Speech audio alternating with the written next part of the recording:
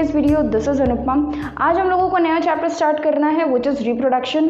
बड़ी ही important chapter है ये, one of the most important chapter and one of the most demanded chapter है ये। सो let us start this chapter. ये हमारे क्लास 10th CBSE साइंस का चैप्टर है जिसका नाम है how do organisms reproduce, right? How do organisms reproduce, ये हमारे चैप्टर का नाम है। So basically what we have to study in this chapter is ये रिप्रोड्यूस यानी कि रिप्रोडक्शन। ठीक है, तो पहले तो हम ये समझेंगे कि हाउ को थोड़ा पीछे छोड़ देते हैं, हम समझेंगे वाई। ठीक है भाई, what is the need for reproduction. ठीक है, पहले तो समझ लेते हैं रिप्रोडक्शन है क्या, why reproduction is required, and then फिर तो पूरा चैप्टर हाउ के बारे में है ही कि हाउ ऑर्गेनिजम्स विल रिप्रोड्यूस। एक और चीज, because in this chapter the chapter name of the chapter suggests कि हाउ डू ऑर्गेनिजम्स। अब ऑर्गेनिजम्स में तो भाई सब आ गए ना, प्लांट, एनिमल, सब आ गए। तो बेसिकली हमें इस चैप्टर में we have to study about reproduction, why and how. ठीक है, जितने भी मेथड्स, जितने भी टाइप्स ऑफ रिप्रोडक्शन हैं वो सब पढ़ने हैं, और प्लांट्स और एनिमल्स दोनों में पढ़ना है। ठीक है, so without wasting any time let's start the chapter. Okay, so सबसे पहले मैंने आप लोगों को बताया कि भाई हमको पढ़ना है कि रिप्रोडक्शन है क्या। ठीक है, अब देखो रिप्रोडक्शन क्या है। रिप्रोडक्शन मतलब कि टू रिप्रोड्यूस। ठीक है, कोई एक ऑर्गेनिज्म अपने ही जैसे एक नए ऑर्गेनिज्म को प्रोड्यूस करता है। इन सिंपल लैंग्वेज उसको हम बोलते हैं रिप्रोडक्शन। बट जब आपके एग्जाम में आएगा तो आपको ये लिखना है कि it is a biological process in which an organism gives birth to young ones of their own kind। of their own kind का मतलब क्या है कि अपने ही जैसे को बर्थ देगा। भाई human will give birth to humans only, obviously कुत्ते और बिल्ली को तो पैदा नहीं करेगा ना। So what is basic definition of reproduction is that it is the biological process, a biological process in which an organism gives birth to young ones, या ऑफस्प्रिंग भी लिख सकते हो यंग वंस की जगह पर, young ones of their own kind. ठीक है, ये ज़रूर लिख देना ऑफ देयर ओन काइंड, वरना आपकी जो डेफिनेशन है वो इनकम्प्लीट हो जाएगी। Because obviously humans will give birth to humans and elephant will give birth to elephant, this will not get exchanged. ठीक है, अपने ही जैसे को पैदा करेंगे। ठीक है, तो this is the basic definition of reproduction. I will try my best to write each and every definition here on the board, because obviously bio is थोड़ा सा थ्योरेटिकल होता है, तो उसमें आपको प्रॉपर डेफिनेशंस आपके पास होनी चाहिए। एक कॉपी और एक पेन लेके ज़रूर आप लोग अपनी क्लास में बैठें और तब ये वीडियोस देखें, then it will be more beneficial for you people. Now question है why do we need to reproduce. इसको आप सिग्निफिकेंस भी बोल सकते हो कि what is the significance of reproduction. भाई ये क्वेश्चन आ सकता है ना कि what is reproduction and what is its significance.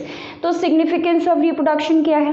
सी, अगर हम रिप्रोड्यूस नहीं करेंगे, if we will not give birth to young ones of our own kind, तो हमारा जो काइंड है वो तो एक्सटिंक्ट हो जाएगा, वो तो एंडेंजर्ड हो जाएगा, वो तो गायब हो जाएगा, है कि नहीं। इफ हम लोग ह्यूमंस की जो स्पीशीज़ है, होमोसेपियंस बोलते हैं, ह्यूमंस की जो स्पीशीज़ है वो कंटिन्यूशन में है। आज से कई साल पहले भी ह्यूमंस थे और आज भी ह्यूमंस है। ये तभी पॉसिबल है, ये इसीलिए पॉसिबल है because they gave birth to us, है ना।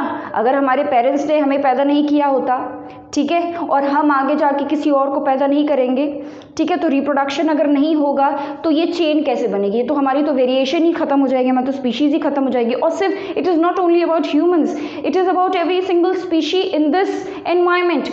हर एक स्पीशी को रिप्रोड्यूस करना इज़ वेरी वेरी इंपॉर्टेंट, तभी वो अपनी स्पीशी को आगे बढ़ा पाएगा, ठीक है, तभी वो आगे बढ़ पाएगी। So significance of reproduction is to continue, ठीक है, it ensures the continuation of various species। write this down कि significance क्या हो जाएगा? it ensures the continuation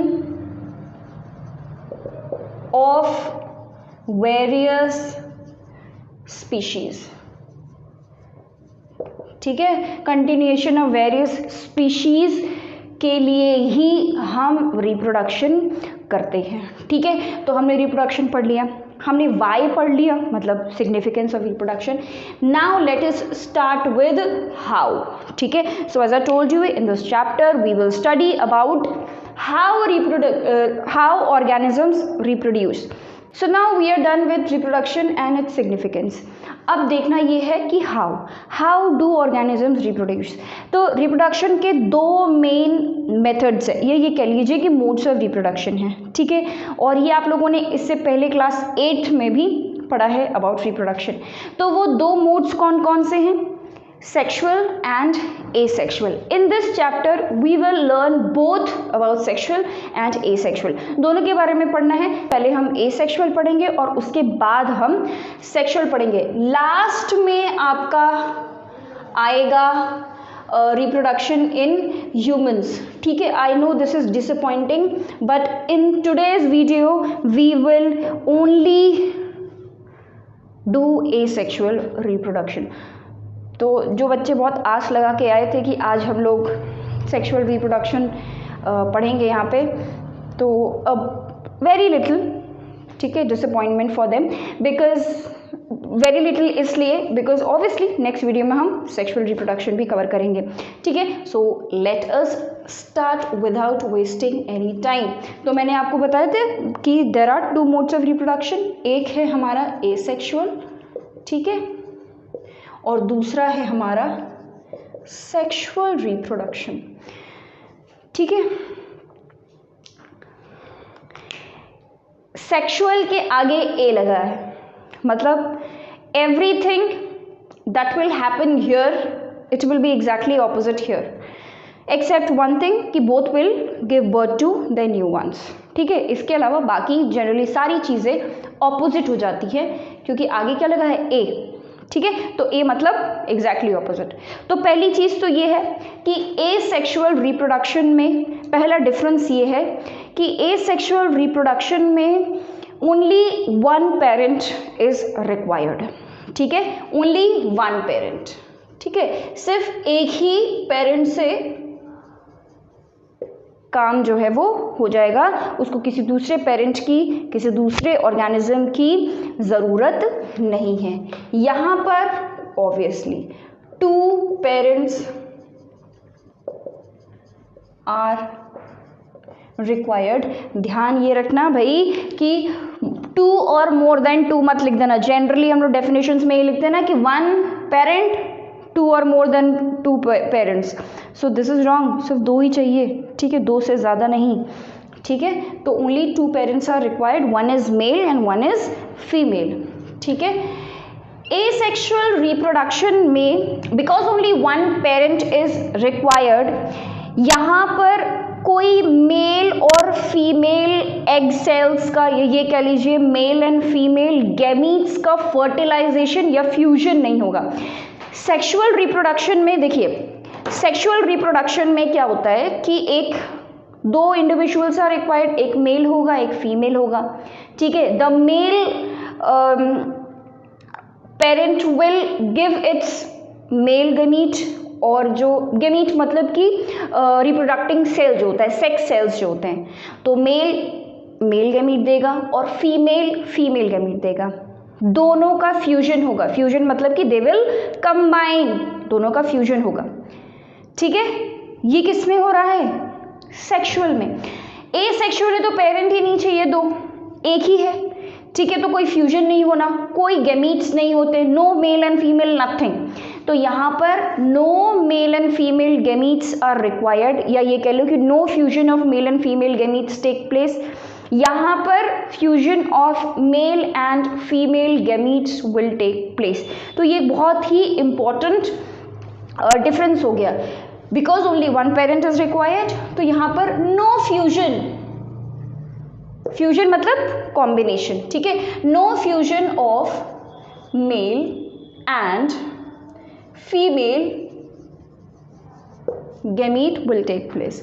यहां पर ऑब्वियसली फ्यूजन होगा, fusion of male and female gametes take place, ठीक है। We will learn about male and female gametes when we will do sexual reproduction later on, ठीक है। For now you can understand that male and female gametes मतलब कि the sex cells, ठीक है, वो cell जो कंबाइन करते हैं ड्यूरिंग मतलब रिप्रोडक्शन के लिए, ठीक है। नाउ द थर्ड पॉइंट, अब देखिए बिकॉज सिंगल पेरेंट इन्वॉल्व हो रहा है तो उस पेरेंट को वेट नहीं करना है कि कोई दूसरा पेरेंट आएगा और तब हम रिप्रोडक्शन करेंगे, ठीक है। तो एसेक्सुअल के केस में जो रिप्रोडक्शन है वो कम टाइम में और कम एनर्जी के साथ हो जाता है, क्योंकि यहाँ पे मेल एंड फीमेल गैमीट्स बनने ही नहीं है भाई। गैमीट्स बनाने में, कोई सेक्स सेल्स बनाने में एनर्जी लगेगी ना, तो कुछ नहीं, ठीक है। सो यहाँ पर क्या लिखेंगे हम कि एसेक्सुअल रिप्रोडक्शन में less time and energy is required, ठीक है, कम टाइम और कम एनर्जी में हो जाएगा। और यहाँ पर relatively more energy and time, ठीक है। रिलेटिवली मतलब ओफो, हर बार मार्कर का ढक्कन गिरता था, आज मार्कर ही गिर गया, व्हाट इज दिस हैपनिंग। ताबड़तोड़ वीडियो जानी चाहिए ये, है ना, मार्कर सब गिर रहे हैं। चलो अच्छा, more energy and time is required. Now because this will take very less time, बहुत कम टाइम लगता है, तो क्या होता है कि इनकी पॉपुलेशन बड़ी तेज़ी में बढ़ती है, ठीक है। तो इनकी जो पॉपुलेशन है वो बड़ी तेज़ी में इंक्रीज़ करेगी। एक अमीबा जितने देर में कि ह्यूमंस एक बच्चा पैदा करेगा उतने देर में अमीबा न जाने कितने पैदा कर ले, ठीक है। अमीबा जो है वो एसेक्सुअल मोड ऑफ रिप्रोडक्शन करता है। तो एसेक्सुअल रिप्रोडक्शन में क्या होता है, एसेक्सुअल रिप्रोडक्शन में the population will increase very rapidly, ठीक है। तो यहाँ पे हम लिख सकते हैं कि पॉपुलेशन इंक्रीजेस रैपिडली। यहाँ पर पॉपुलेशन इंक्रीजेस रिलेटिवली स्लोली, ठीक है। हालांकि ये हो नहीं रहा है, ठीक है, ये बहुत बड़ा क्वेश्चन मार्क है इस डिफरेंस पे, क्योंकि although in comparison to asexual, sexual में स्पीड कम है, बट फिर भी हमारी पॉपुलेशन बहुत ज़्यादा है भाई। We need to control a population, हम लोग तो मानते ही नहीं हैं, और we are increasing the population very rapidly, which should stop.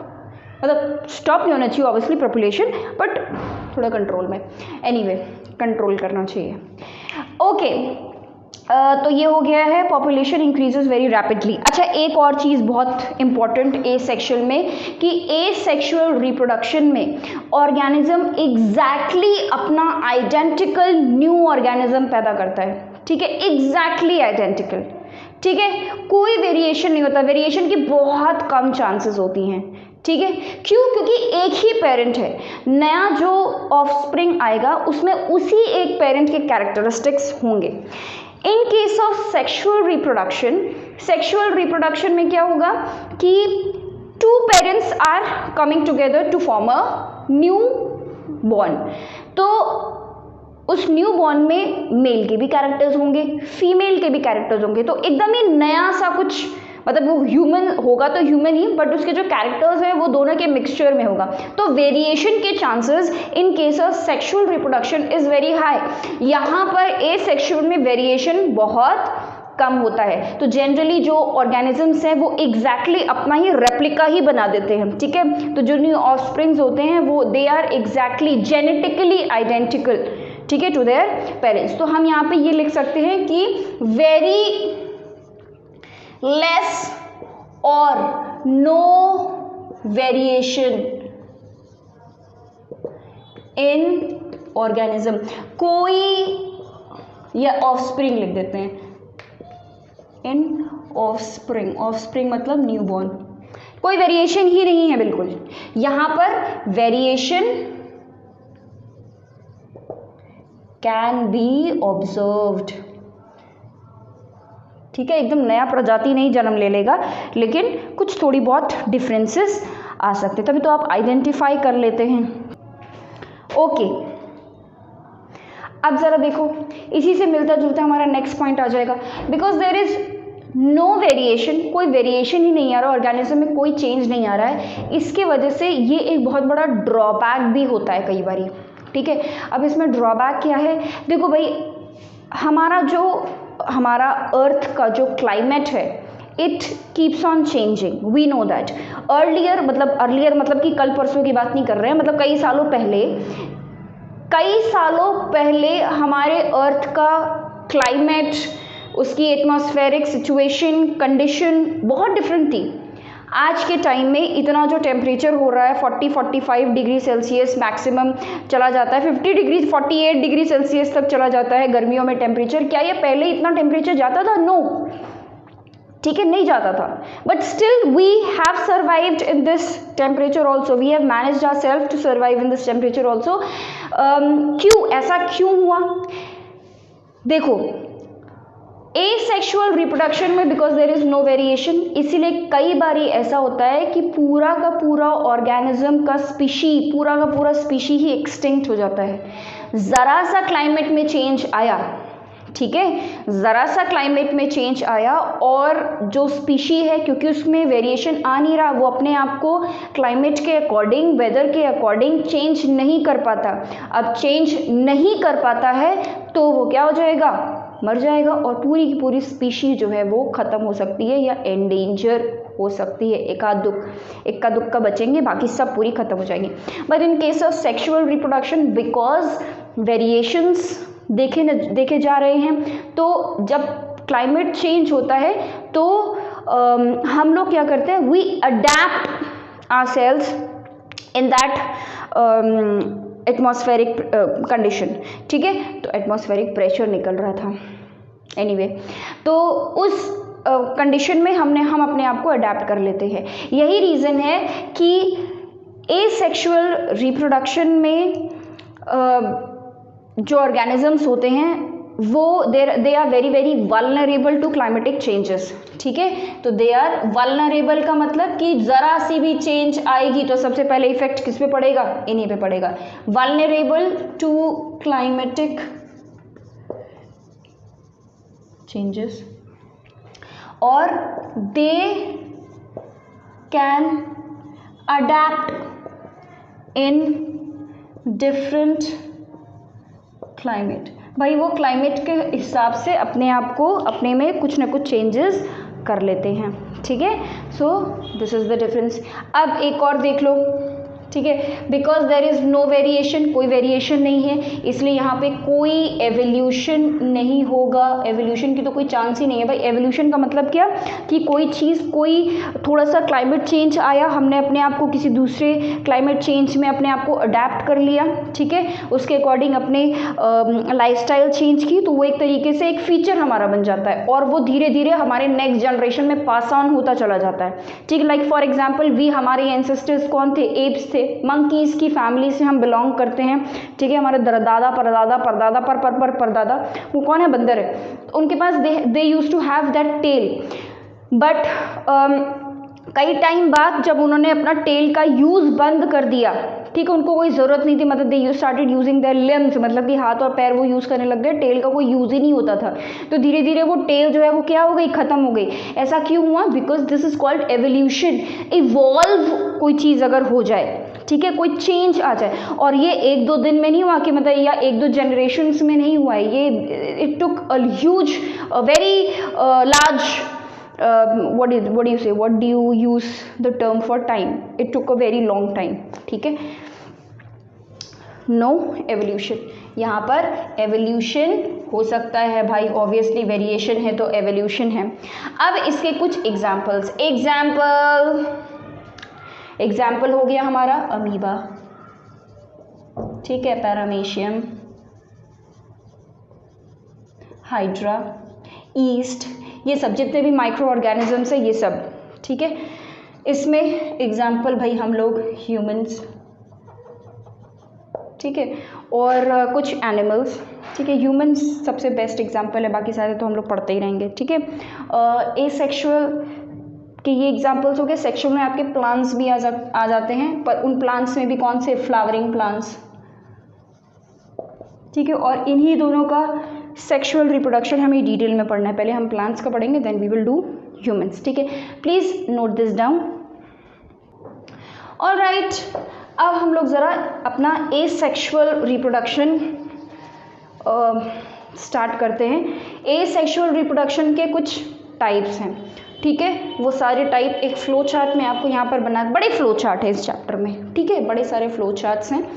तो एक फ्लो चार्ट, बड़े सारे नहीं हैं, एक ही है, बट बायो में बड़े सारे फ्लो चार्ट है, कहने का मतलब ये है मेरा। चलो, एसेक्सुअल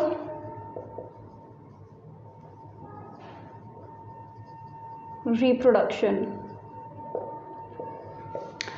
एसेक्सुअल रिप्रोडक्शन के कुल मिला के 6 टाइप्स हैं, मतलब 6 मेथड्स हैं जिससे कि एसेक्सुअल रिप्रोडक्शन हो सकता है।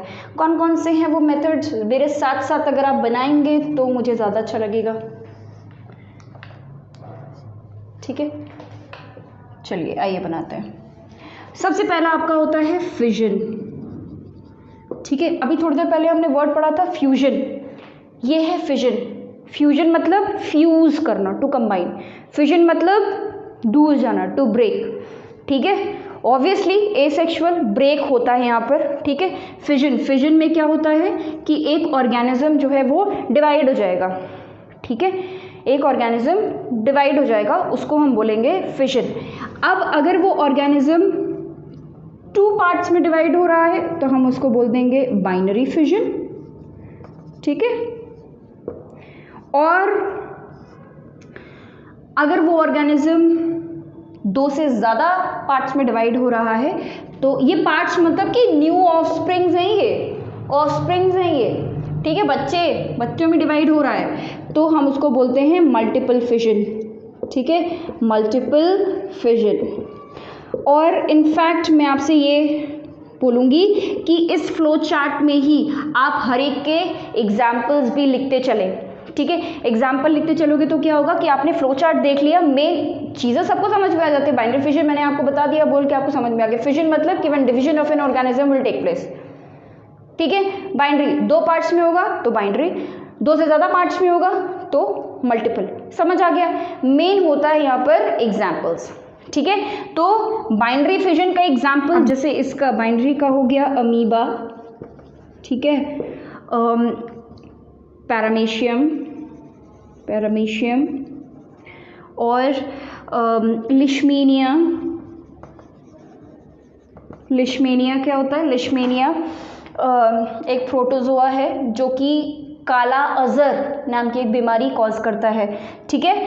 तो काला अजर, काला बुखार, बहुत मतलब बॉडी ब्लैक हो जाती है और बहुत हाई फीवर होता है, तो ये खैर, तो ये 3 ऐसे ऑर्गेनिजम्स हैं जो कि बाइनरी फिजन करेंगे। मल्टीपल फिजन के एग्जांपल देख लो। सबसे पहला प्लाज्मोडियम के बारे में आप लोग पढ़ा होगा। प्लाज्मोडियम मलेरिया कॉज करता है, ठीक है। उसके बाद फिर क्लेमाइडोमोनास,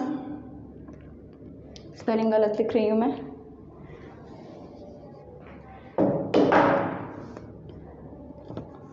क्लेमाइडो, फिर मैं गलत लिख रही हूँ, what is this happening, Chlamydomonas, ये हो गया इसके 2 एग्जाम्पल। अच्छा, एक और चीज़ ध्यान रखना है कि जो फिजन होता है ये आपका यूनिसेलुलर में ही होगा, ठीक है, यूनिसेलुलर में ही होता है। ओके, अगला देख लो। अगला हम लोग लेते हैं स्पोर फॉर्मेशन, ठीक है, स्पोर फॉर्मेशन।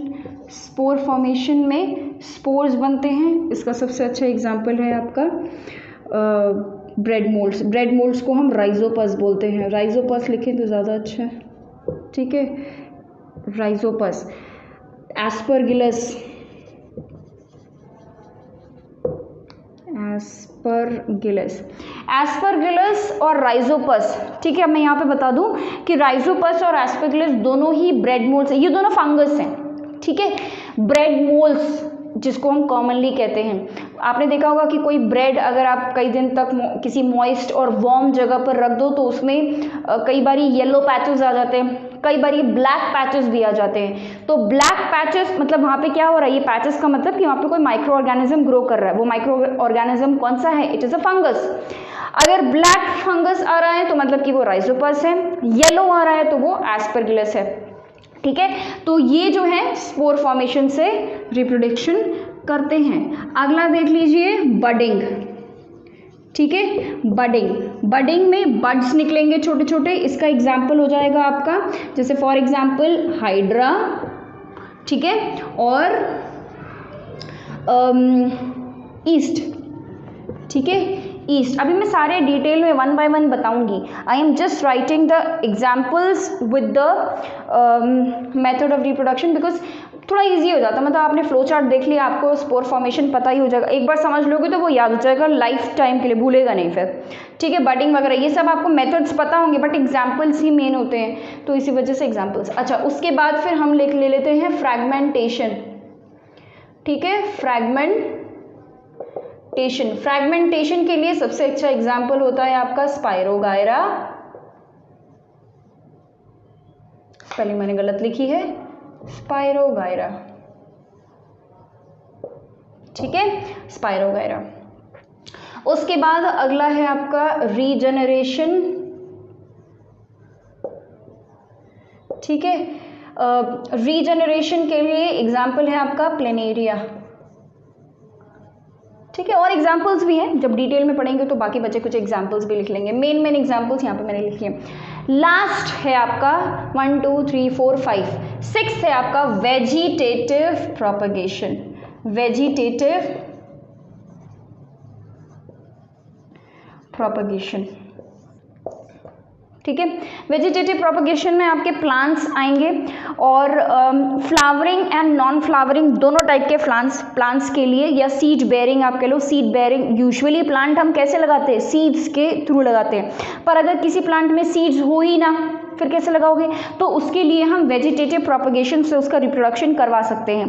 और एक और चीज़ कि कई सिर्फ मतलब ऐसा नहीं कि जिनके पास सीड्स नहीं है सिर्फ उन्हीं के लिए वेजिटेटिव प्रोपगेशन है, सीड्स बेयरिंग प्लांट्स या फ्लावर बेयरिंग प्लांट्स के लिए भी वेजिटेटिव प्रोपगेशन किया जा सकता है, ठीक है। अब देखो जो प्लांट्स होते हैं ना, इनके दो पार्ट्स होते हैं, ठीक है। अभी मैंने आप लोगों को बताया था कि when we did sexual and asexual reproduction, उसमें मैंने आप लोगों को सेक्सुअल में मैंने आप लोगों को ह्यूमंस और प्लांट्स दोनों बताया था, ठीक है। तो प्लांट्स सेक्सुअल और एसेक्सुअल दोनों मोड्स ऑफ रिप्रोडक्शन कर सकते हैं। तो प्लांट्स में दो पार्ट्स होते हैं, एक होता है उनका वेजिटेटिव पार्ट, वेजिटेटिव, ठीक है, वेजिटेटिव पार्ट। अब वेजिटेटिव पार्ट्स में कौन कौन से आते हैं, इसमें आते हैं आपके स्टेम, रूट एंड लीव्स, ठीक है। इन्हीं तीन पार्ट से वेजिटेटिव प्रोपगेशन हो पाएगा, ठीक है। और बहुत पूछा जाता है वेजिटेटिव प्रोपगेशन, ठीक है, इसको हल्के में नहीं लेना, इन सब में सबसे ज़्यादा इंपॉर्टेंट आपका वेजिटेटिव प्रोपगेशन ही है। अगला है आपका रिप्रोडक्टिव पार्ट, ठीक है, रिप्रोडक्टिव पार्ट। अब ये जो रिप्रोडक्टिव पार्ट है इसमें आपके फ्लावर्स आ जाते हैं, ठीक है, सीड्स आ जाते हैं, ठीक है, फ्लावर्स एंड सीड्स। आपका जो वेजिटेटिव पार्ट है ये एसेक्सुअल मोड ऑफ रिप्रोडक्शन करेगा, और जो आपका रिप्रोडक्टिव पार्ट है वो आपका sexual reproduction mode of reproduction करेगा। तो plants can do both, sexual और एसेक्सुअल दोनों कर सकता है, डिपेंड करता है कि वो कौन सा पार्ट, वेजिटेटिव पार्ट के थ्रू हो रहा है या रिप्रोडक्टिव पार्ट के थ्रू हो रहा है। Please note this down, this is very very very important flow chart, इसको जरूर नोट डाउन करो। Then we will do individually every type of asexual reproduction, please do it. चलो भाई ये हो गया है, आगे बढ़ें ज़रा। अब हम लोग वन बाय वन हर एक मेथड ऑफ एसेक्सुअल रिप्रोडक्शन को समझेंगे डिटेल में थोड़ा सा, ठीक है, डायग्राम वाइग्राम के साथ। आप लोग भी अपनी कॉपी में डायग्राम बनाते रहे, देखो पॉज करके डायग्राम बनाओ अपनी कॉपी में, because diagrams are obviously very very important, ठीक है। बिना डायग्राम के तो बायो अधूरी है। इस बात को मानते हो कि नहीं मानते हो? बिल्कुल मानना पड़ेगा। ओके, तो हम एसेक्सुअल रिप्रोडक्शन पढ़ रहे हैं, ठीक है। अब एसेक्सुअल रिप्रोडक्शन में सबसे पहला हमने क्या पढ़ा? फिजन, ठीक है। अब फिजन में मैंने आपको बताया क्या होगा कि एक organism it will divide into new organisms. तो फिजन दो टाइप के हो सकते हैं, पहला तो बाइनरी, ठीक है, बाइनरी फिजन। बाइनरी फिजन में क्या होता है, पहले हम लोग वन बाय वन बाइनरी और मल्टीपल दोनों को लेंगे। पहले समझते हैं कि बाइनरी का मतलब कि क्या होगा कि एक ऑर्गेनिज्म दो इक्वल पार्ट्स कह रहे हैं, मतलब इक्वल नहीं ऑब्वियसली, एक ऑर्गेनिज्म टू पार्ट्स में डिवाइड हो गया, ठीक है। एग्जाम्पल, पहले तो एग्जाम्पल भैया, example are very very important. Example क्या हो गया आपका? अमीबा, पैरामीशियम, ठीक है, और लिशमेनिया, ठीक है। ये सब क्या है? ये सब बाइनरी फिजन करते हैं, ठीक है। जैसे फॉर एग्जांपल अमीबा आप लोगों ने देखा होगा, किताबों में ही देख पाए होंगे, ठीक है, ऐसे तो वो दिखने वाला है नहीं। तो मान लीजिए कि ये है, बड़ा खूबसूरत सा अमीबा बना दिया मैंने, तो ये है अमीबा और ये है उसका न्यूक्लियस, ठीक है, ये उसके cell organelles. Okay, this is an amoeba very beautifully made. Now अब वो क्या कर रहा है? अब वो रिप्रोडक्शन करने जा रहा है, ठीक है। अब वो क्या करेगा? फिजन करेगा, it will divide into two parts. अब ये जो डिवीजन है इसमें ध्यान रखना, सबसे पहले न्यूक्लियस डिवाइड होता है, ठीक है, न्यूक्लियस डिवाइड होता है, उसके बाद आपका साइटोप्लाज्म डिवाइड होता है। तो जब न्यूक्लियस का डिवीजन कुछ इस तरीके से होता है, देखिए, ठीक है, ऐसे बनाते हैं, रुकिए, थोड़ा सा अजीब बन गया ये अमीबा, और खूबसूरत सा अमीबा बनाएंगे हम, ठीक है। ये रहा हमारा अमीबा, देखिए see how the nucleus is getting divided, ठीक है। वो एक सिंगल न्यूक्लियस था, अब यहाँ पे मैंने इसको न्यूक्लियस जो है वो डिवाइड कर दिया, ठीक है, न्यूक्लियस जो है वो डिवाइड कर दिया। अब ज़रा ध्यान दो, न्यूक्लियस को हम बोलते हैं कार्यो, न्यूक्लियस को हम क्या बोलते हैं? ये सेल ऑर्गेनेलीज हैं इसके। न्यूक्लियस को हम बोलते हैं भैया कार्यो, और डिवीजन को हम बोलते हैं काइनेसिस। सो इस प्रोसेस को हम बोलते हैं karyokinesis. Clear? The division of the nucleus, fission of nucleus, ये कह लो, डिवीजन थोड़ा सा बड़ा मैथमेटिकल टर्म लग रहा है, फिजन बायोलॉजिकल टर्म। तो the fission of nucleus is called karyokinesis. What, क्या हो रहा है मेरे टंग को? कार्योकाइनेसिस। उसके बाद अब न्यूक्लियस डिवाइड हो गया, अब क्या होगा? अब ये जो साइटोप्लाज्म है ये भी डिवाइड होगा। साइटोप्लाज्म मतलब the plasma that is present inside the cell. Cytoplasm divide होगा, तो देखिए कुछ इस तरीके से अब साइटोप्लाज्म की भी डिवीजन हो रही है, ठीक है। The cell is now has now started to divide, ठीक है। ये रहा न्यूक्लियस, साइटोप्लाज्म में अब डिवीजन आ रहा है, फिजन हो रहा है। अब साइटोप्लाज्म में हम क्या बोलते हैं भाई? साइटोप्लाज्म को साइटो बोलते हैं, और अभी मैंने बताया डिवीजन यानी कि फिजन मतलब क्या होता है? काइनेसिस, ठीक है। तो ये हो गया काइनेसिस। अब सेल ऑर्गेनेलीज, थोड़ा ये डॉट डॉट बनाने से थोड़ा सुंदर लगने लगता है ना, ठीक है, तो लगता है जैसे कि द अमीबा इज अलाइव। अब न्यूक्लियस डिवाइड हुआ, साइटोप्लाज्म डिवाइड हुआ, now it will form two very beautiful daughter cells, ठीक है, ये 2 प्यारे प्यारे सुंदर सुंदर डॉटर सेल्स बन गए हैं अमीबा के। ठीक है, अब देखो ये थोड़ा सा जीवित लगे इसलिए हम इसमें सेल ऑर्गेनेलीज भी बना दें। ठीक है, ऑल राइट। सो ये डॉटर सेल्स, अच्छा इनको हम डॉटर सेल ही क्यों बोलते हैं, डॉटर सेल्स ही क्यों बोलते हैं? Question mark question mark question mark question mark. Let me know in the comment section, आप मुझे इसका जवाब दीजिए कमेंट सेक्शन में, बताइए कि why these are called daughter cells. और if you want to know the correct answer why these are called daughter cells, then connect to me on my telegram account and the link is in the description. Okay, so binary fission is all about this. अगला देखते हैं multiple fission, देख लें हम फटाफट। Multiple fission में तो कुछ है ही नहीं। ठीक है, मल्टीपल फिजन के अभी अभी हम लोगों ने एग्जाम्पल्स पढ़े, कौन कौन से एग्जाम्पल्स थे भाई? Plasmodium, it is a protozoa which causes malaria. ठीक है, प्लाज्मोडियम। उसके बाद फिर एक और कोई एग्जाम्पल ले लेते हैं, क्लेमाइडोमोनास लिया ही था पहले। ठीक है, क्लेमाइडोमोनास। ठीक है, क्लेमाइडोमोनास। ठीक है, Chlamydomonas is also one of the organism which does multiple fission. अब इसमें क्या होगा कि एक सिंगल, मैंने बताया ये सब किसके लिए होंगे भैया, याद रख लो, unicellular, these are for unicellular organism. Single cell divide हो रहा है, सिंगल सेल का फिजन होगा। ठीक है, तो मान लीजिए कि ये एक सेल है। अब इसमें क्या होगा कि ये जो सेल है इट स्टार्ट्स टू मल्टीप्लाई, मतलब सेल का जो न्यूक्लियस है विल स्टार्ट टू मल्टीप्लाई। ठीक है, बहुत सारे ये इस तरीके से छोटे छोटे सेल्स बनाने, न्यूक्लियस बनाने लग जाएगा। ठीक है, और बनाने लग गया, बहुत सारे बन गए। ठीक है, न्यूमरस अमाउंट ऑफ, ठीक है, बड़े सारे न्यूक्लियस इस तरीके से डेवलप होंगे। देन दीज न्यूक्लियस का डिवीजन हो गया। उसके बाद क्या होगा, ये भी, इसको भी हम काइरोकाइनेसिस ही बोलेंगे। ठीक है, उसके बाद हमारा साइटोप्लाज्म डिवाइड होगा। तो जब साइटोप्लाज्म डिवाइड होगा तो हर एक न्यूक्लियस के साथ एक सेल बन जाएगा। ठीक है, this is how multiple fission takes place.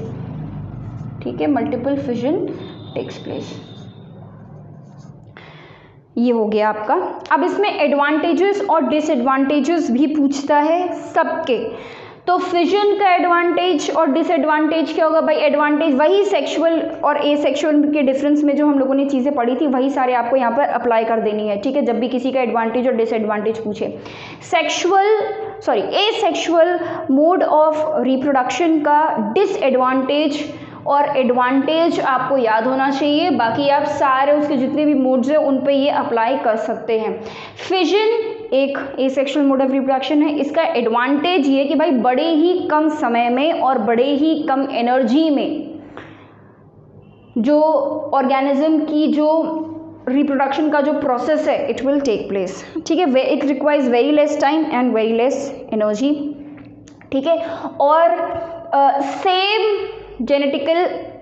Genetically identical organism form होता है यहाँ पर, एग्जैक्टली सेम ऑर्गेनिज्म नया बनेगा। ठीक है, कोई वेरिएशन इसमें नहीं होता। ये it can also be an advantage and disadvantage also, because disadvantage में आप ये लिख सकते हैं कि any change in the climate will result in complete devastation of the species, वो एंटायर स्पीशी ही गायब हो जाएगी। ठीक है, there is no variation, evolution नहीं होगा, कोई एवोल्यूशन नहीं होता है इसमें। अगर एक पेरेंट सेल में अगर कोई डिजीज़ है या कोई दिक्कत है तो वही आगे ऑर्गेनिजम्स में भी कंटिन्यू होती चली जाएगी। ठीक है, ये एक डिसएडवांटेज हो सकता है। एडवांटेज में अगर किसी पेरेंट में कोई एक बहुत अच्छी क्वालिटी है तो वो आगे अपने ऑफस्प्रिंग में वो क्वालिटी आगे, क्वालिटी मतलब कि कैरेक्टरिस्टिक, एक कोई फेवरेबल कैरेक्टरिस्टिक है तो वो आगे चलती चली जाएगी। ठीक है, so these are some of the advantages and disadvantages of fission. ठीक है, जितने भी हमारे मोड्स ऑफ रिप्रोडक्शन हैं, मोड्स ऑफ एसेक्सुअल रिप्रोडक्शन से जितने हम लोगों ने 6 पढ़े हैं, ये सारे पढ़ने के बाद हम लास्ट में ये सारे पढ़ने के बाद हम लास्ट में एसेक्सुअल रिप्रोडक्शन के एडवांटेजेस और डिसएडवांटेजेस दोनों कर लेंगे, ताकि आपको मतलब एक पॉइंट्स में पर्टिकुलरली अच्छे से सारे डिफरेंसेस मिल जाए, एडवांटेजेस एंड डिसएडवांटेजेस मिल जाए। ठीक है, बहुत बोला मैंने, इसको तब तक आप लिखिए। ठीक है, let me get some water for myself. Okay, ये आप लोगों ने लिख लिया है, बना लिया है, सुंदर सुंदर डायग्राम्स बनाइए अपनी कॉपी में, ठीक है। And always make sure that you use a pencil for making the diagrams. Labelling should also be done with pencil, ठीक है। मैं अपने बच्चों को हर बार बोलती हूँ, हमेशा बोलती हूँ, चाहे वो केमिस्ट्री का डायग्राम हो, चाहे वो बायो का डायग्राम हो। फिजिक्स में डायग्राम्स बहुत कम होते हैं, फिजिक्स के डायग्राम्स तो आप फिर भी पेन से बना सकते हो, but please make sure that you make all the diagrams with pencil only, और इनफैक्ट लेबलिंग भी आप पेंसिल से करें, specially in case of bio, ठीक है। So we did fission here. Now let us do second वाला method which is budding, ठीक है। बडिंग देख लेते हैं। अब देखो बडिंग में क्या होता है कि एक ऑर्गेनिज्म होता है, उसका एक साइड से कोई आउटग्रोथ हो रहा होता है। आउटग्रोथ मतलब कि बड निकल रहा होता है, ठीक है। देखो जरा, जैसे फॉर एग्जाम्पल कि हम हाइड्रा का एग्जाम्पल लेते हैं, ठीक है। हाइड्रा कुछ इस तरीके से दिखने वाला एक ऑर्गेनिज्म है, इस तरीके से दिखता है हाइड्रा, ठीक है। माइक्रो ऑर्गेनिज्म है ये भी हाइड्रा। अब इसमें क्या होगा कि धीरे धीरे इस तरीके से एक छोटा सा एक आउटग्रोथ हो रहा होगा, इसको हम क्या बोलते हैं, दिस इज कॉल्ड आउटग्रोथ, और we can also call it a bud, ठीक है। बट अब क्या होता है, ये आउटग्रोथ जो है ये हाइड्रा के साथ साथ ग्रो होने लगता है। कुछ टाइम बाद जब ये पूरी तरीके से ये ग्रो हो जाएगा और एक नया छोटा सा बेबी हाइड्रा बन जाएगा, तो ये यहाँ से डिटैच हो जाता है, और ये डिटैच हो जाता है और ये एक आप देखेंगे नया हाइड्रा यहाँ पर छोटू सा तैयार हो गया, ठीक है। तो एक सिंगल पेरेंट रिक्वायर्ड है, उसी में से किनारे से एक साइड से एक बड निकल रहा होगा, और the bud will start to grow. जब थोड़ा सा मेच्योर हो जाता है वो, तो वो डिटैच हो जाता है from the parent and it starts to grow individually. उसके बाद फिर इसमें से एक बड निकलेगा और ये एक नए ऑर्गेनिज्म को बर्थ करेगा। ओके, सो ये हो गया आपका बडिंग। बडिंग का सबसे अच्छा एग्जाम्पल आपका हाइड्रा है। एक और है ईस्ट। ये इनका जो बडिंग का जो प्रोसेस है, इट इज़ वेरी रैपिड, ठीक है। एक साथ ये नहीं कि एक ही बड निकला हुआ है, बड़े सारे बड्स निकलेंगे, ठीक है, और बहुत जल्दी ये ग्रोथ हो जाती है, ठीक है। तो इसीलिए कहते हैं कि मतलब आपका asexual is very rapid mode of reproduction. अच्छा, ईस्ट का भी देख लेते हैं। ईस्ट हम लोगों को पता है ये भी एक माइक्रो ऑर्गेनिज्म है, ठीक है। It is a fungus. East क्या है, एक फंगस है। तो आप लोगों ने देखा होगा कि बेकरीज में ब्रेड को फर्मेंट करने के लिए, ठीक है, ब्रेड को फुलाने के लिए हम ईस्ट डालते हैं। छोले भटूरे बनाते हैं तो bhature, I am hungry, anyway, bhature बनाने के लिए भी हम उसमें ईस्ट डालते हैं, उसको हल्का सा फर्मेंट करने के लिए, ठीक है। This process is called fermentation. और वो जो खट्टापन आता है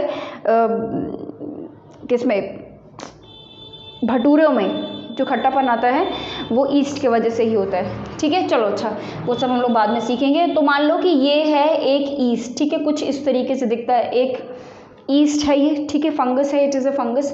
तो इसमें अब क्या होगा कि धीरे धीरे करके इसमें बड्स निकलने लगेंगे, ठीक है। ये देखो ऐसे करके, अब बड़े तरीके हैं बड्स के निकलने के, एक ही में एक लंबा सा इस तरीके से निकलता चला जाएगा, या कई बारी 2-3 इस तरीके से निकलने लग जाते हैं। इस तरीके से बड्स जो है वो निकलने लगेंगे, और फिर ये बड्स जो है वो डिटैच हो जाएंगे, ठीक है। छोटे छोटे बड्स निकलेंगे और फिर वो पेरेंट सेल से डिटैच हो जाएंगे, मतलब पेरेंट से डिटैच हो जाएंगे, ठीक है। सो अब देखिए बहुत बड़ी तेज़ी से इनका ग्रोथ हो जाता है ईस्ट का। आप रात में ईस्ट डाल के रखो, ठीक है, अगले दिन सुबह जब आप उठोगे तो पूरा एकदम फर्मेंट हो जाता है, जैसे इडली का बैटर है उसमें ईस्ट डाला जाता है, ठीक है। ब्रेड बनाने के लिए आप 2 घंटे में पूरा एकदम बढ़िया फूल जाता है, तो वो फूल क्यों रहा है, ठीक है, क्यों वो रेज हो गया, क्योंकि ईस्ट जो है वो बड़ी तेज़ी से मल्टीप्लाई करता है। So this is how budding takes place. Please draw this diagrams because these diagrams are very very important in case this question comes in your exam कि आप बडिंग एक्सप्लेन करो, तो make sure that you draw the diagrams because without diagrams there is nothing. What will you write in the definition of budding? Budding में क्या है? It is a mode of reproduction in which small buds grow and form a new offspring. ठीक है। तो इसमें बहुत ज़्यादा definition नहीं है, इसमें मेन डायग्राम्स है, ठीक है। So make sure that you draw the diagrams very neatly. Alright, ये बन गया है। तो अगला है हमारा स्पोर फॉर्मेशन। देखते हैं स्पोर फॉर्मेशन क्या होता है।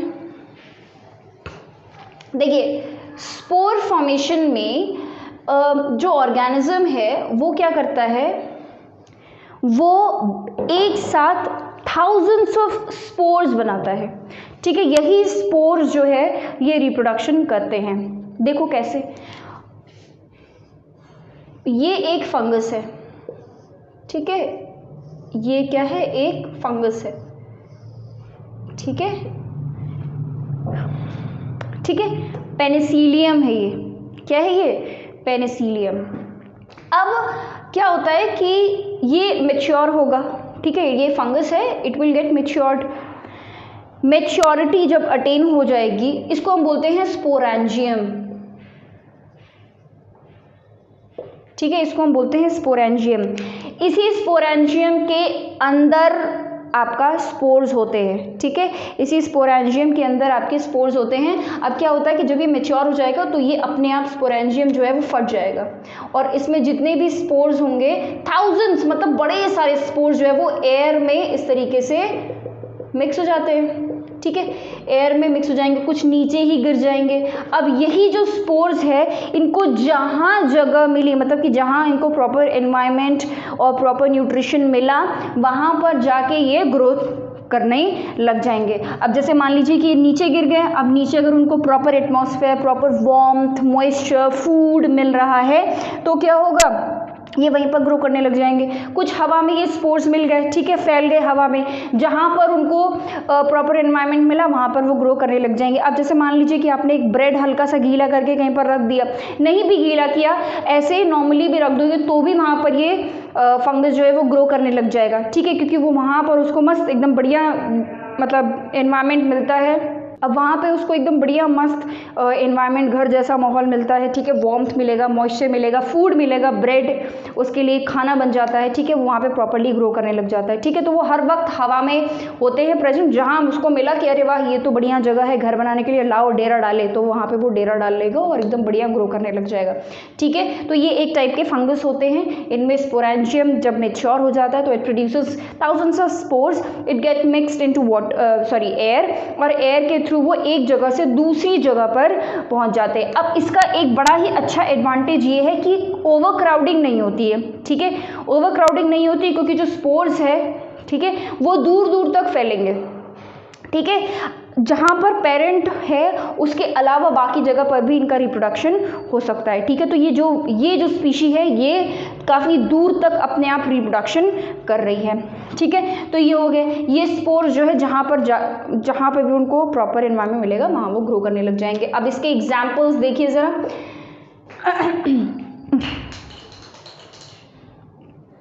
मार्कर गिरा, अब ढक्कन गिरा। एग्जाम्पल देखिए, एग्जाम्पल मैंने आप लोगों को अभी जो फ्लो चार्ट में बताया कि ये हो गया राइजोपस, ठीक है, राइजोपस, ठीक है। राइजोपस आपका ब्लैक ब्रेड मोल्ड है, ठीक है, ब्रेड मोल्ड, ठीक है, स्पेलिंग एक बार चेक कर लेना। तो ब्लैक ब्रेड मोल्ड है। ऐसे ही आपका एस्परगिलस होता है, ठीक है, एस्परगिलस आपका येलो ब्रेड मोल्ड है, ठीक है। ऐसे ही आपका म्यूकर होता है, ठीक है, ये भी एक फंगस है। पेनिसिलियम होता है, ठीक है, पेनिसिलियम अभी हमने बताया आप लोगों को, पेनिसिलियम एक फंगस है और इसी पेनिसिलियम से बनती है हमारी एंटीबायोटिक। आपको पता होगा एंटीबायोटिक पेनिसिलियम से ही बनती है, ठीक है, और जिसको हम बोलते हैं पेनिसिलिन, है ना, पेनिसिलिन खाते हैं ना हम लोग, एंटीबायोटिक है, तो वो कहाँ से बनाई गई है, पेनिसिलियम से बनाई गई है। जो भी बॉडी में आपके अनवांटेड बैक्टीरियाज होंगे उसको किल करने के लिए ये काम आता है, ठीक है। सो ये हो गया आपका स्पोर फॉर्मेशन। मार्कर उठा लूँ मैं ज़रा, ठीक है। सो इसको ड्रॉ कर लीजिए आप और उसके बाद फिर हम लोग नेक्स्ट मोड ऑफ रिप्रोडक्शन पे चलते हैं। ओके, तो स्पोर फॉर्मेशन हो गया है। अगला हम लोगों को देखना है फ्रैगमेंटेशन। अब देखिए फ्रैगमेंटेशन और रीजनरेशन ठीक है, ये हम साथ में करते हैं क्योंकि दोनों में बहुत रीजनरेशन, स्पेलिंग अजीब सी लिख दी मैंने, दोनों में काफ़ी सिमिलैरिटीज़ भी है और डिफरेंसेस भी है। तो हम लोग मतलब लगभग एक जैसे हैं, तो डिफरेंसेस साथ में पढ़ लेंगे तो क्लियर रहेगा कि दोनों में डिफरेंस क्या है, वरना दोनों लगभग एक जैसे ही लगते हैं। ठीक है, तो पहले हम लोग फ्रैगमेंटेशन पढ़ लेते हैं, उसके बाद फिर we will do regeneration. Now fragmentation में क्या होता है कि एक ऑर्गेनिज्म, मल्टी सेलुलर होगा इसमें ऑर्गेनिज्म, एक मल्टी सेलुलर ऑर्गेनिज्म फ्रैगमेंट्स में टूट जाएगा। ठीक है, डिफरेंट पार्ट्स में टूट जाएगा और every part will develop into a new individual. अब बिकॉज इसमें जो मल्टी सेलुलर ऑर्गेनिज्म है, मल्टी सेलुलर इसलिए बार बार बोल रही हूँ सो दैट यू नो कि fragmentation will always take place in multicellular organisms. तो मल्टी सेलुलर ऑर्गेनिज्म जो है वो फ्रैगमेंट्स में टूट रहा है and then it is developing into new individual. That is why this process is called, this mode of asexual reproduction is called fragmentation। अब इसका सबसे अच्छा एग्जाम्पल है आपका स्पायरोगायरा। ठीक है, स्पायरोगायरा कुछ इस तरीके का, ये एक एल्गे है। ठीक है, एक ग्रीन कलर का एल्गे है, because it is green in colour, it does photosynthesis. ठीक है, अच्छा स्पोर फॉर्मेशन में एक और बात बता दूं, इससे पहले जो हम लोगों ने पढ़ा था कि जो स्पोर फॉर्मेशन में जो फंगस है वो पैरासिटिक होते हैं, because they depend on others for food and they live on them, that is why they are parasitic. ठीक है, ब्रेड पे रहते हैं ना, वहीं से फूड डिराइव करते हैं, तो वो पैरासिटिक होते हैं। ये क्या है, ये फोटोसिंथेटिक है, मतलब कि ये अपना खाना खुद प्रिपेयर करेगा। तो मान लीजिए कि ये एक स्पायरोगैरा है, ग्रीन कलर का एल्गे होता है, गंदे पानी में जो ग्रीन वाला जो पानी होता है आपने देखा होगा। ठीक है, वाटर बॉडीज के आसपास कॉर्नर्स पे जो ग्रीन होता है वो एक्चुअल में यही एल्गे होता है, it is actually spirogyra. So it will divide into 2 और मोर देन 2 पार्ट्स। ठीक है, और डिवाइड होके वो क्या करेगा, फिर 2 नए इंडिविजुअल्स बना लेगा। ठीक है, ये 2 नए इंडिविजुअल्स इसने स्पायरोगैरा में बना लिए। ठीक है, this is how fragmentation will take place. अब रीजनरेशन करते हैं। रीजनरेशन का एग्जाम्पल क्या होगा, प्लानेरिया।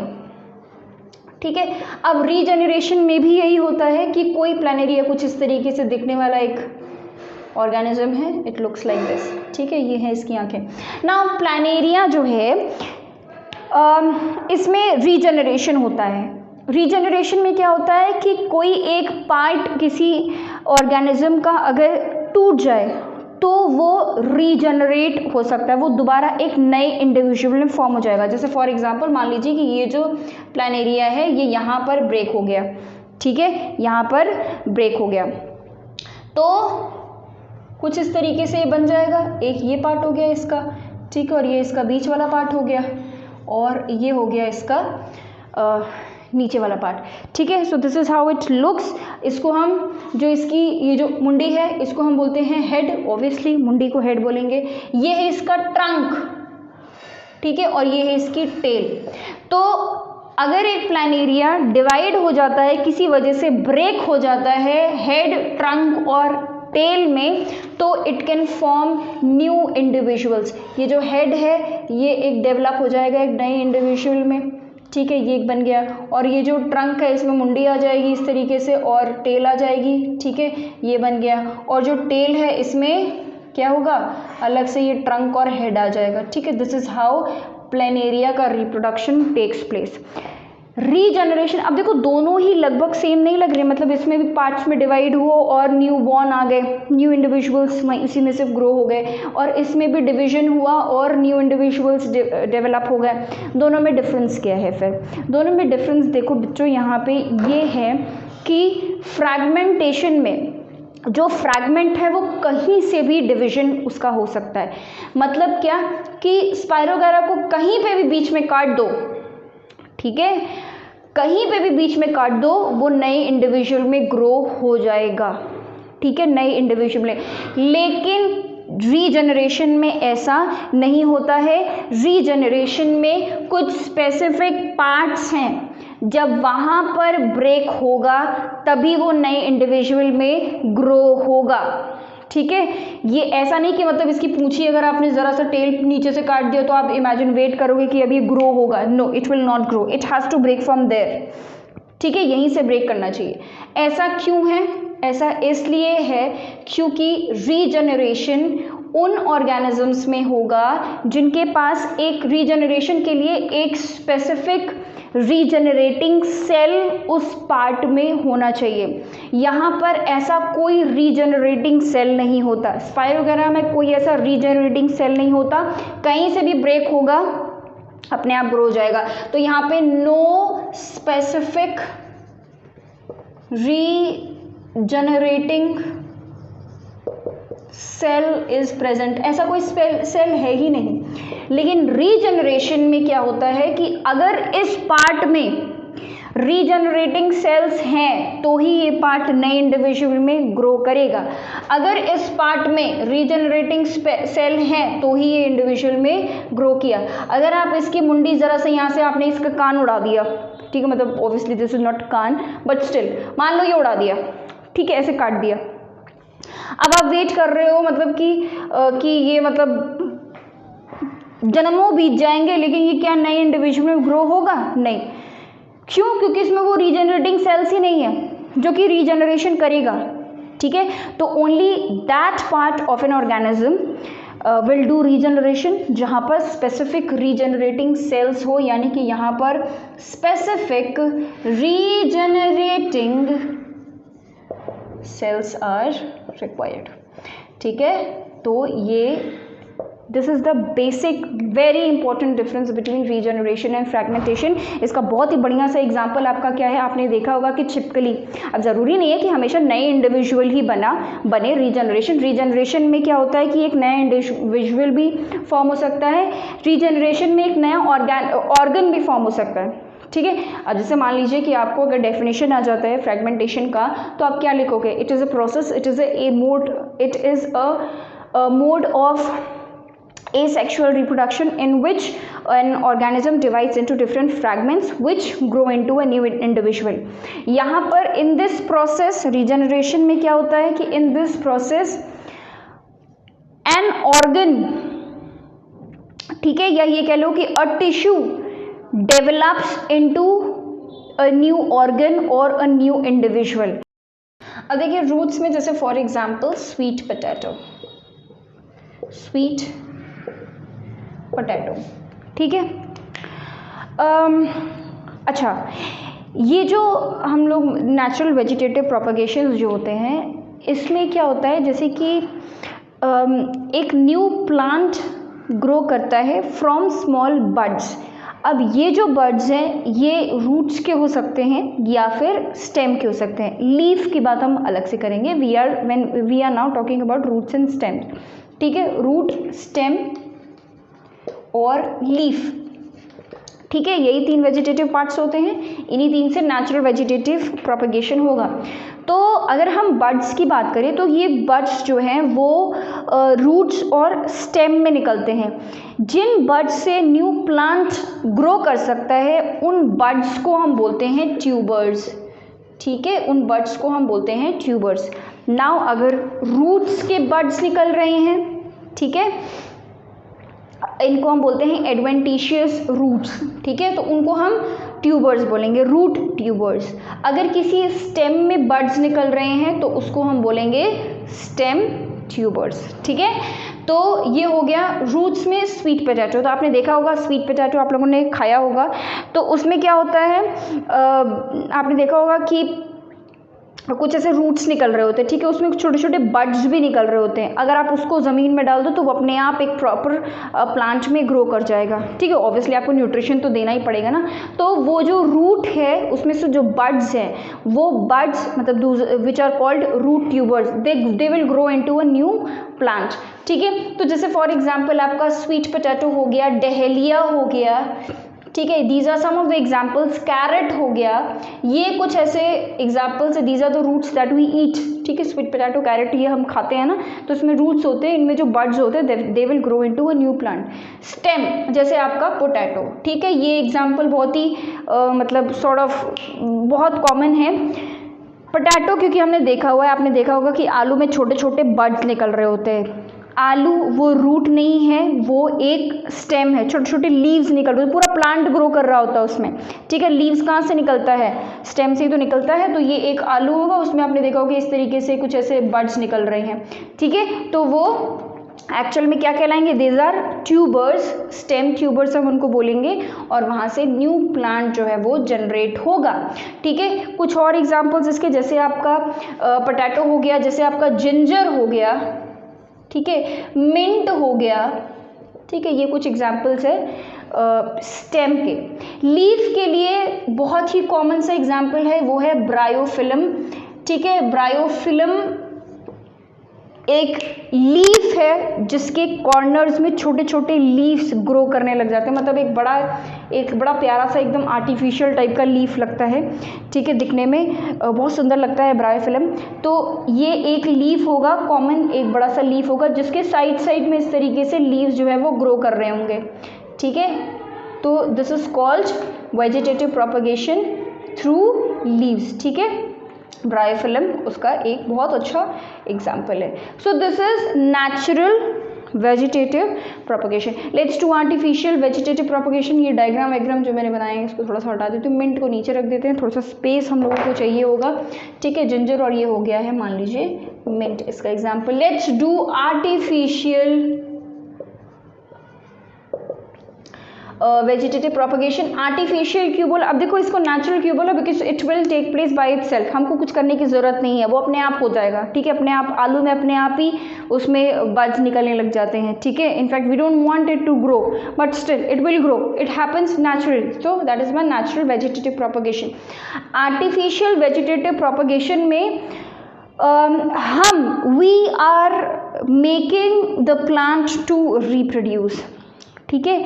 हम एक नए प्लांट को ग्रो कर रहे हैं, ये कह लीजिए एक नए वैरायटी ऑफ प्लांट को ग्रो करवा रहे हैं, और इसीलिए हम इसको आर्टिफिशियल वेजिटेटिव प्रोपगेशन चाहिए। इसमें टाइम चाहिए, इसमें लेबर चाहिए और इसमें स्किल चाहिए, ठीक है। हर कोई नहीं कर सकता ये, ठीक है। देखिए पहला है आपका कटिंग, ठीक है। तो आपने देखा होगा कि जैसे फॉर एग्जांपल मनी प्लांट, ठीक है, आपने मनी प्लांट तोड़ा, ठीक है, एक लीफ वाला एक नोड, ठीक है। नोड क्या होता है, जैसे मान लीजिए कि ये स्टेम है, ठीक है, तो यहाँ पे एक नोड निकला हुआ है और मान लीजिए कि ये इस तरीके से है, ठीक है। तो अगर मान लीजिए आपको इस मतलब एक प्लांट है, ठीक है, ये इस तरीके से एक प्लांट है और आपको इसको कहीं और लगाना है, ठीक है। जैसे रोज़ के प्लांट को में थोड़ा सा स्टेम तोड़ के हम कहीं और लगा देते हैं, वो ग्रो कर जाता है। मनी प्लांट थोड़ा सा तोड़ा और वो कहीं ग्रो कर जाता है, ठीक है। तो जब तोड़ने के लिए ये नहीं कि कहीं से भी तोड़ लिया, ठीक है, पत्ती ले जाके लगा दोगे तो उससे कुछ नहीं होगा। आपको वो वाला पार्ट तोड़ना है, स्टेम का वो पार्ट तोड़ना है जिसमें कि कोई एक नोड आए, ठीक है। नोड क्या होता है, दिस इज कॉल्ड नोड, ये जहाँ पे मेन स्टेम से एक नई ब्रांच निकल रही होगी, ये, ठीक है, ये होता है नोड, इसको कहते हैं नोड। तो जब भी आप तोड़ेंगे इस प्लांट को, उसका स्टेम तोड़ेंगे, तो आप कुछ इस तरीके से, अब इसमें भी होंगे, जैसे ये रहा, ठीक है, इसमें कई सारे निकल रहे हैं ना ब्रांचेस, ये मेन स्टेम है, इसमें ब्रांचेस, तो ये है नोड। तो जब भी आप इसको तोड़ेंगे तो आप कुछ इस तरीके से तोड़ेंगे कि एटलीस्ट एक नोड तो उस स्टेम में आए, और फिर आप उस स्टेम को लगाइए ज़मीन पर, प्रॉपर उसको न्यूट्रिशन दीजिए और वो बढ़िया ग्रो कर जाएगा। तो यहाँ पर क्या हुआ कि एक प्लांट से हमने एक नया प्लांट ग्रो करा लिया, ठीक है, but we have done this, that is why it is called artificial vegetative propagation. तो कटिंग में हम यही करते हैं, we detach a part of, generally it is stem, ठीक है, वी डिटैच, कुछ ऐसे भी होते हैं जो सिर्फ लीफ से भी हो जाते हैं, तो we detach a part of a plant and grow it somewhere else into a new plant. तो जनरली उसमें एक नोड होना ही चाहिए। तो ये हो गया आपका कटिंग। अगला देखिए ज़रा फटाफट, लेयरिंग, ठीक है, लेयरिंग। अब लेयरिंग जो, अब इसके एग्जांपल जैसे अभी मैंने बताया रोज़ हो गया, ठीक है, मनी प्लांट हो गया, और जितने भी आपके फ्लावरी प्लांट्स हैं, ठीक है, फ्लावर्स वाले जितने भी प्लांट्स हैं, चाइना रोज़, ठीक है, हिबिस्कस, मतलब हिबिस्कस और चाइना रोज़ दोनों ही की बात हो गई, हिबिस्कस, ये जितने भी फ्लावरिंग प्लांट्स हैं, फ्लावर्स वाले जो प्लांट्स होते हैं उनको ऐसे ही ग्रो किया जाता है, ठीक है, कटिंग करके। लेयरिंग, लेयरिंग में क्या क्या होगा, जैसे मान लीजिए कि ये है मिट्टी और आपने यहाँ पर एक प्लांट इस तरीके से ग्रो कर रहा है, ठीक है, बढ़िया एकदम फूल वूल दे रहा है ये, ठीक है, इस तरीके से बढ़िया फूल वूल दे रहा है। तो अब हम क्या करेंगे, इसकी एक स्टेम को, एक बड़ी सी कोई स्टेम को ज़मीन के नीचे इस तरीके से निकाल लेंगे, ठीक है। तो जब आप इस एक स्टेम को ज़मीन के नीचे डाल दोगे तो ये एक नए प्लांट में यहाँ पर ग्रो कर जाएगा, ठीक है, और इसमें भी फ्लावर्स आने लगेंगे, ठीक है, इसमें भी फ्लावर्स आने लगेंगे। और कुछ समय बाद, अब इसके तो रूट्स होंगे ऑब्वियसली, कुछ समय बाद आप ये ऑब्जर्व करोगे तो इसमें भी रूट्स आने लग जाएंगे, छोटे छोटे रूट्स इसमें भी आने लग गए। मतलब ये था ये स्टेम, उसको हमने अंडरग्राउंड डाल दिया, ज़मीन के अंदर डाल दिया, ठीक है, सॉइल के अंदर डाल दिया, तो इसमें छोटे छोटे रूट्स इस तरीके से आने लग गए और ये आपका एक नया प्लांट तैयार हो गया। So this method is called layering, ठीक है, इसको हम बोलते हैं लेयरिंग। इसके बाद आता है हमारा ग्राफ्टिंग, ठीक है, ग्राफ्टिंग। सोच रहे हैं कि लिखे कहाँ पर, ग्राफ्टिंग यही लिखते हैं, ग्राफ्टिंग। अच्छा, अब इसके एग्जाम्पल, अच्छा इसके एग्जाम्पल्स, अब देखिए एग्जाम्पल में जैसा आपका हो गया सनफ्लावर, ठीक है, सनफ्लावर वैसे तो बोलना चाहिए बट कोई बात नहीं, सनफ्लावर। और आप लोगों ने एक प्लांट का नाम सुना होगा, फ्लावर का नाम सुना होगा, बोगनविलिया, ठीक है।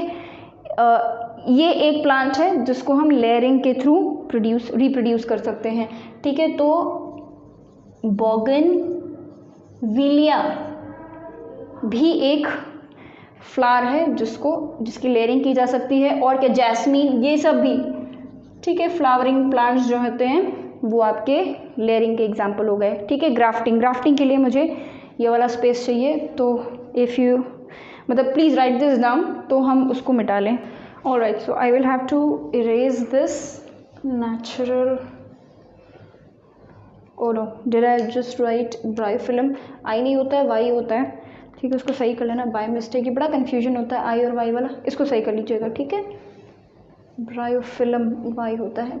ओके, सो लेयरिंग हो गया। इसके बाद आता है हमारा ग्राफ्टिंग। अब देखिए ग्राफ्टिंग जो है इसके बड़े सारे मेथड्स हैं, ठीक है। जैसे फॉर एग्जांपल कोई आम का पेड़ है, ठीक है, ग्राफ्टिंग का सबसे अच्छा एग्जांपल जो है वो मैंगो है, ठीक है, लेकिन सिर्फ मैंगो के लिए यूज़ नहीं होगा ये। मान लीजिए कि कोई एक आम का पेड़ है, उसका हमने क्या किया, एक आम जो है, ये जनरली ग्राफ्टिंग उन प्लांट्स के लिए किया जाता है जिसमें कि हमें कोई डिज़ायर कैरेक्टर्स चाहिए होते हैं, ठीक है। जैसे फॉर एग्जांपल कोई एक पेड़ है आम का जिसमें फ्रूट्स बहुत अच्छे आ रहे हैं, बहुत ज़्यादा क्वांटिटी में आ रहे हैं, but the fruits are very और नॉट दैट गुड, क्वालिटी है क्वांटिटी है पर क्वालिटी नहीं। एक दूसरा प्लांट है जिसमें कि क्वालिटी है पर क्वांटिटी नहीं है, तो हम क्या करते हैं, हम दोनों की ग्राफ्टिंग कर देंगे। अब कैसे करेंगे देख लीजिए, एक मान लीजिए एक आपने ट्रंक ले लिया है एक मैंगो ट्री का, और किसी दूसरे मैंगो ट्री का आपने दूसरा स्टेम ले लिया है जिसको आपने इस शेप में काट दिया है, ठीक है, इस शेप में आपने इसको काट दिया है और इसको भी इस शेप में काट दिया है। अब आप क्या करेंगे कि इन दोनों को अटैच कर देंगे and we tie it with something, with some cloth और समथिंग, ताकि वो एकदम बाइंडिंग रहे, ठीक है। और थोड़ी देर बाद आप देखोगे कि यहाँ पर एक पूरा एकदम बढ़िया एक नया स्टेम जैसा ग्रोथ हो गया। This is how grafting is done. एक और तरीका है ग्राफ्टिंग का, मान लीजिए कि कोई एक पेड़ है, ठीक है, और अब जो है ये पेड़ है, अब हम क्या करते हैं कि हम एक मैंगो का एक छोटा सा पेड़ यहाँ पर लगा देंगे, ठीक है। हमें मैंगो का एक पेड़ चाहिए, हमें एक और पेड़ चाहिए मैंगो का, तो हमने यहाँ पे एक छोटा सा पौधा लगाया, पेड़ तो नहीं ऑब्वियसली, इतना छोटा तो पौधा ही होगा, पौधा लगाया। अब क्या होगा कि obviously we will have to wait for a very long period for this plant to grow into tree and then give fruits. So what we will do, what we can do, कि हम क्या करेंगे, इस plant को जब ये थोड़ा सा ग्रो कर जाएगा तो हम क्या करेंगे, इस प्लांट को जो मेच्योर्ड ट्री था मैंगो का, उसके एक स्टेम में ले जाके इस तरीके से अटैच कर देंगे। ये रहा वो प्लांट और ये रहे उसके हल्के से रूट्स के साथ और हल्के से मिट्टी के साथ हम उसको ऐसे करके अटैच कर देंगे। कुछ टाइम बाद आप देखेंगे कि यहाँ से एक नई प्रॉपर एक बढ़िया प्लांट यहाँ पर ग्रो कर दिया, ठीक है। अब आप इसको यहाँ से डिटैच करके एक नया प्लांट यहाँ ग्रो कर सकते हो। आप चाहे तो यहाँ पे इसको नया, मतलब अब ये काफ़ी बड़ा हो गया है और यू विल सी कि ये बढ़िया फ्रूट्स देना स्टार्ट कर देगा, ठीक है, मेच्योर हो जाएगा, मेच्योरिटी इसमें जल्दी आ जाएगी, ठीक है। अभी जो आपका काम 10-20 साल में होता वो आपका 3-4 साल में ही होने लगेगा, ठीक है। वो प्लांट ग्रो कर जाएगा, मेच्योर हो जाएगा and it will start giving fruits. आप उसको डिटैच करके एक नया प्लांट, नया ट्री बना लीजिए, या आप उसमें वैसे भी रहने दोगे तो भी कोई बहुत ज़्यादा दिक्कत नहीं होगी, ठीक है। So this is how grafting is done. तो बेसिकली ग्राफ्टिंग उन प्लांट्स के लिए किया जाता है जिसके किसी पर्टिकुलर कैरेक्टर को हमें इन्हांस करना है, ठीक है, या आगे बढ़ाना है। तो एग्जाम्पल, इसका बहुत अच्छा एग्जाम्पल हो गया आपका मैंगो। तो इसका बहुत अच्छा एग्जाम्पल हो गया आपका मैंगो। ग्राफ्टिंग के बाद लास्ट में आता है आपका टिश्यू कल्चर। तो व्हाट वी डू इज़ कि हम टिश्यूज़ को लैब में ग्रो कराते हैं, ठीक है, लैब में हम ग्रो कराते हैं। ये टिश्यू जब थोड़े से ग्रो कर जाते हैं तो हम उनको बोलते हैं कैलस, ठीक है। आफ्टर सम टाइम, मतलब कि एक नर्सरी में होता है ये, after some time this callus will start to have stems and roots, उसमें roots और stems आने लगेंगे, ठीक है। जब उसमें roots और stems आने लग जाते हैं तो भाई अगर किसी एक टिश्यू में, प्लांट के किसी टिश्यू में अगर roots और stems आने लगे तो इसका मतलब वो अब क्या बन गया है, एक प्लांट बन गया है ना छोटा सा, तो उनको हम बोलते हैं प्लांटलेट्स, ठीक है। And then we grow it into the soil, हम उसको सॉइल में लगा देंगे और वहाँ ग्रो करेंगे, या हम इसको ऐसे ही लैब में ही ग्रो करेंगे। अब ये उन प्लांट्स के लिए किया जाता है जो ऐसे प्लांट्स जो कि इंडेंजर्ड हैं, ठीक है, जो, या ये कह लीजिए कि जो प्रेजेंट क्लाइमेटिक कंडीशन में, प्रेजेंट एटमॉस्फेरिक कंडीशन में नहीं सर्वाइव कर सकते हैं, ठीक है, बहुत डिफ़िकल्ट हो रहा है उनको, उनका सर्वाइवल, और उनको, उनके लिए एक अलग से एक एटमॉस्फेयर, एक अलग से क्लाइमेट क्रिएट करना पड़ता है। उन प्लांट्स के लिए हम ये टिश्यू कल्चर करते हैं और ये लैब्स में ही होता है। एक पर्टिकुलर एनवायरनमेंट इनको दिया जाता है जहाँ पर ये प्रॉपर्ली ग्रो कर सके, ताकि इनकी जो स्पीशी है वो ख़त्म ना होए। So this was all about vegetative propagation, artificial and natural. Now let's do the advantages and disadvantages, which is very very important. Now done with this, let us quickly do the advantages and disadvantages of first asexual reproduction, then we will do for other methods of asexual reproduction, ठीक है। पहले asexual का कर लेते हैं, उसके बाद ये जो हम लोगों ने 6 मेथड्स पढ़े asexual के उसके कर लेंगे, ठीक है। तो वेजिटेटिव प्रोपगेशन हमारा हो गया है, ठीक है। Now we are doing advantages, तो यहाँ मैं एडवांटेजेस लिखूंगी, ठीक है, और यहाँ पर हम डिसएडवांटेजेस लिख देंगे, ठीक है। अब एडवांटेजेस में एसेक्सुअल में obviously less time and energy, ठीक है, ये तो सबसे पहला एडवांटेज हो गया कि लेस टाइम और एनर्जी लग रही है, ठीक है। पॉपुलेशन बहुत जल्दी इंक्रीज कर जाती है, ठीक है, रैपिड इंक्रीज इन पॉपुलेशन। अब क्योंकि रैपिड इंक्रीज हो रही है पॉपुलेशन में, तो इनकी जो स्पीशी है वो जल्दी एक्सटिंक्ट नहीं होगी, ठीक है, एक एडवांटेज, ठीक है। अगला एडवांटेज क्या है कि अगर कोई पॉजिटिव जेनेटिक इन्फ्लुएंस किसी ऑर्गेनिज्म में है तो वो आगे की जनरेशन में पास ऑन होती जाएगी, ठीक है। अगर कोई पॉजिटिव कैरेक्टर है इसमें किसी ऑर्गेनिज्म में तो वो अपने ऑफस्प्रिंग को भी देता रहता है, because the offspring is completely identical to the parent, ठीक है। तो हम यहाँ पे ये लिख सकते हैं कि कोई पॉजिटिव जेनेटिक इन्फ्लुएंस अगर किसी में है, किसी ऑर्गेनिज्म में, will pass on to other generation, तो वो जनरेशन नेक्स्ट जनरेशन को भी मिल जाएगी, ठीक है। एग्जैक्टली सिमिलर पॉजिटिव कैरेक्टर जो भी होगा वो नेक्स्ट जनरेशन को मिल जाएगी, ठीक है। अब इसमें एक बहुत ही सिंपल सा, because single parent is required, तो नो मेट्स और गमीट्स आर नॉट रिक्वायर्ड, ठीक है। गमीट्स बनने में बहुत सारी एनर्जी लग जाती है, तो gametes are not required in this case, ठीक है। अब ज़रा डिसएडवांटेजेस पढ़ ले। देखो डिसएडवांटेजेस में एक बहुत ही सिंपल सा डिसएडवांटेज ये है कि because there is no variety, कोई वैरायटी नहीं है। अच्छा, इसका कोई वैरायटी नहीं है ऑफस्प्रिंग में, इसीलिए जिस तरीके से पॉजिटिव जेनेटिक इन्फ्लुएंस आगे पास ऑन हो सकता है, वैसे ही उसी तरीके से नेगेटिव भी तो पास ऑन हो सकता है। नेगेटिव जेनेटिक ज़रूर लिखेंगे, बिकॉज ऑब्वियसली यहाँ पे रिप्रोडक्शन न्यूक्लियस जीन्स हो रहा है, ठीक है। तो जेनेटिक इन्फ्लुएंस में नहीं will pass on to other generations, ठीक है। दूसरा, कोई एवोल्यूशन नहीं होता इसमें, ठीक है, वैरायटी नहीं होती, नो वैरायटी, कोई वैरायटी नहीं होती इसमें, ठीक है। वही सेम टाइप का स्पीशी हर बार पैदा होगा। उसके बाद फिर लास्ट ये है कि ज़रा से भी क्लाइमेट में चेंज आया तो पूरी की पूरी स्पीशी जो है वो ख़त्म हो सकती है। तो आप यहाँ लिख सकते हो कि small change in the climate में lead to extinction of the species, पूरी की पूरी जो स्पीशी है वो ख़त्म हो जाएगी अगर ज़रा से भी चेंज आ गया इसमें तो। और एक और चीज़ आप यहाँ पे ऐड कर सकते हैं कि वो एनवायरनमेंट के अकॉर्डिंग अडेप्ट नहीं कर पाते अपने आप को, ठीक है। They can not adapt themselves according to the environment के अकॉर्डिंग अपने आप को अडेप्ट नहीं कर पाते हैं, ये इनका डिसएडवांटेज हो गया है, ठीक है। अब देखिए, एसेक्सुअल रिप्रोडक्शन में फिजन, बाइनरी क्यों लिख रहे हैं हम, फिजन लिखते हैं, फिजन, ठीक है। और फ्रैगमेंटेशन, रीजनरेशन,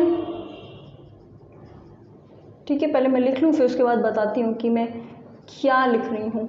बडिंग, इन सारे मेथड्स ऑफ रिप्रोडक्शन का एडवांटेज और डिसएडवांटेज अगर आपसे पूछेगा तो आप यही सारे एडवांटेजेस और डिसएडवांटेजेस लिख देंगे इन सब केसेस में, ठीक है।